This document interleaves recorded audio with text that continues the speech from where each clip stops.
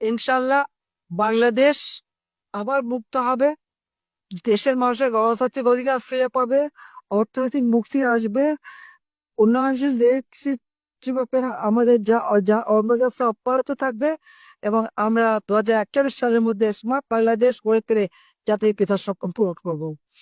আর এই প্রতীকে আমরা আজকে নেব বিজয় দিবস সামনে রেখে, লাখো শহীদের রক্ত পিতা যেতে পারে না। আন্দোলন তারপরে আপনার কাছেই শুনলাম একজন সমন্বয়কারী বলছেন লাশ তুলে পরীক্ষা করা যাবে না। এখানে একটা প্রশ্ন আমার, এই কথা আপনারা একটু গভীরভাবে শুনুন। তারা কেন বলছে যে লাশ উপরের থেকে তুলে পোস্টমর্টম করা যাবে না বা পরীক্ষা করা যাবে না?